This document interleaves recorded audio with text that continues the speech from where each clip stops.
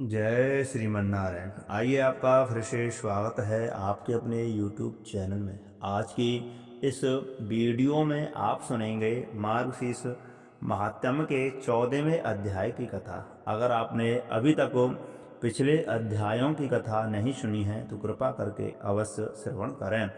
जो भी भक्त सच्ची श्रद्धा और निष्ठा के साथ मार्गशीर्ष यानी कि अगहन मास महात्म्य की कथा को सुनता है तो उसे भगवान विष्णु के दुर्लभ वैकुंठ लोक की प्राप्ति होती है। तो आइए प्रिय मित्रों, कथा प्रारंभ करते हैं। बोलिए लक्ष्मी नारायण भगवान की जय, कृष्ण कन्हैया लाल की जय। भगवान कहने लगे कि इस प्रकार मार्गशीर्ष मास शुक्ल पक्ष में एकादशी का व्रत करके द्वादशी को दूसरे दिन विद्वानों को यथा विध उपचारों से मतोत्सव करना चाहिए। मार्गशीर्ष मास की दशमी के दिन बुद्धिमान नियम में स्थिर होकर के तथा विधि देवार्चन कर अग्नि कार्य करे, शुद्ध चित्त होकर के प्रसन्नता से शुद्ध वस्त्र धारण करे, संस्कृत द्रव्य अन्न को पकाकर पंच पद को जाए, वहां पर पैरों को धोकर 8 अंगुल प्रमाण दूध वाले वृक्ष की दातुन करें, दांतों और जिह्वा को शुद्ध करें तथा अच्छी तरह आचमन करें तथा आकाश की तरफ देखकर मेरा ध्यान करें, जिसके हाथ में शंख चक्र और गदा धारण है, जो कोटि और पीताम्बर धारी है, कमल के समान प्रसन्न मुख वाले समस्त लक्षणों से युक्त है। इस प्रकार ध्यान करके हाथ में जल लेकर के सूर्य नारायण के बिंब में ध्यान करे तथा बिंब की तरफ हस्तांजलि से यानी कि अर्घ देवे और कहे कि हे पुंडरीकाक्ष, आज आज एकादशी में मैं निराहार रहकर कल भोजन करूंगा, आप मेरी रक्षा करें। इस प्रकार कहकर के रात्रि में पूरी मूर्ति के समीप बैठकर के विधि व्रत उत्सव को मनाए और ओम नमो नारायणाय इस अष्टाक्षर मंत्र का स्वयं जाप करे। बाद में द्वादशी के दिन समुद्र में जाने वाली नदियों पर जाकर के अथवा दूसरी नदी, तालाब या घर में ही नियमानुसार स्नान करे। प्रथम शुद्ध मृत्तिका को लेकर के इस मंत्र से देवेश भगवान को प्रणाम करे तथा मनुष्य उसी समय शुद्ध हो जाता है। यह मंत्र है, हे देव, समस्त प्राणियों का आप ही से धारण पोषण होता है। हे सुब्रत, उस सत्य वचन से मेरे सब पाप नाश करो। ब्रह्मांड में जितने तीर्थ हैं वे सब देवताओं के हाथ से स्पर्श किए गए हैं, अतः आपसे स्पर्श की गए हैं और उड़ाई गई उस मिट्टी को उड़ाता हूँ। हे गरुड़, आप सब में समस्त नित्य रूप से स्थित हैं, इसलिए इस मृत्तिका गीली करके पवित्र कीजिए, देर नहीं करें। इस प्रकार प्रार्थना करने के बाद मिट्टी को ग्रहण करें और उसके 3 पिंड बनाकर के पृथ्वी पर रख दें। शेष मिट्टी को अपने शरीर पर लेपन करें और उस जल में जिसमें सदैव मगर और कच्छप रहते हैं अच्छी तरह स्नान कर आवश्यक कर्मों को करके मंदिर में जाए। हे महायोगिन, वहाँ जाकर के नारायण हरिदेव की आराधना करें और ओम केशवाय नमः इस मंत्र से चरणों को, ओम दामोदराय नमः इस मंत्र से कटिका, ओम नरसिंहाय नमः इस मंत्र से हृदय का, ओम कौस्तुभाय नमः इस मंत्र से कंठ का, ओम श्रीपतये नमः इस मंत्र से वक्ष स्तर का, ओम जय लोका विजाय नमः इस मंत्र से बाहु को, ओम सवात्मने नमः इस मंत्र से सिर का, ओम रथांग धारणे नमः इस मंत्र से मुख का, ओम कराय नमः इस मंत्र से शंख का, ओम गंभीराय नमः इस मंत्र से गदा को ओम शांत मूर्तये नमः इस मंत्र से कमल का पूजन करें।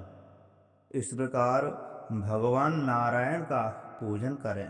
फिर भगवान के सामने 4 घर स्थापन करें।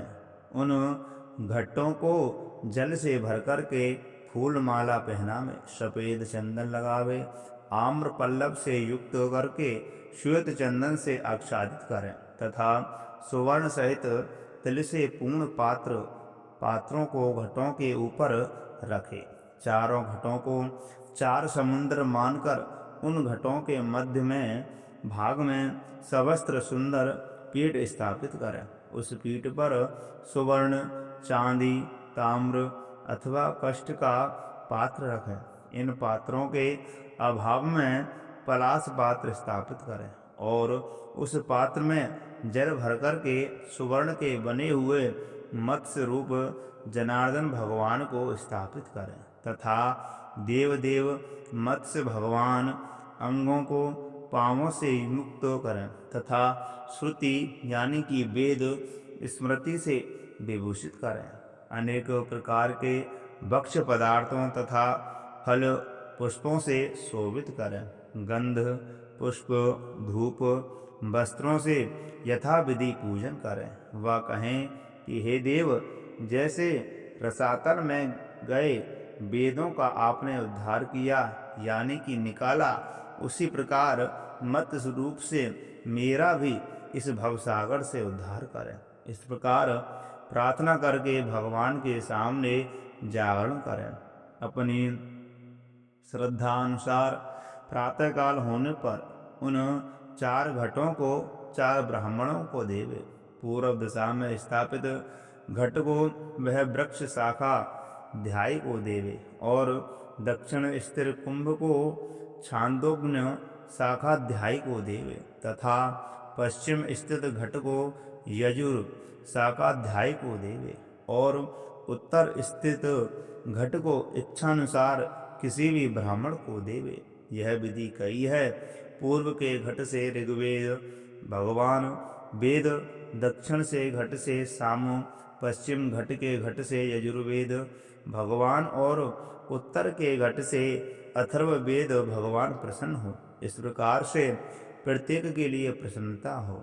स्वर्ण के मत्स्य रूप भगवान को आचार्य के लिए अर्पण करें और क्रम से गंध, धूप, वस्त्रादि से विधि पूर्वक पूजन करें। जो इस रहस्य सहित विधान के मंत्र पूर्वक करता है और विधि के सहित दान आदि देता है, उसको कोटि गुना फल प्राप्त होता है, उसको कोटि गुना फल मिलता है। जो गुरु को दान निश्चित करने के बाद मोहवश नहीं देता है, वह मनुष्यों में अधम कोटि जन्म पर्यंत नरक की यातनाओं को भोगता है। जो इस विधान का उपदेश करता है, विद्वानों ने उसी को गुरु कहा है। इस विधान से दान आदि करें और द्वादशी को मेरा पूजन करें। अनेक प्रकार के उत्तम अन्न से ब्राह्मण को भोजन करावे और अपनी शक्ति के अनुसार दक्षिणा देवे। इसके पश्चात स्वयं जितेंद्रिय और मौन होकर के स्त्रियों के साथ भोजन करे। जो मनुष्य इस विधि से मत्स्य भगवान का पूजन करता है तथा उत्सव मनाता है, उस मनुष्य के पुण्य के फल को मैं आगे कहूँगा। आप सुनिए।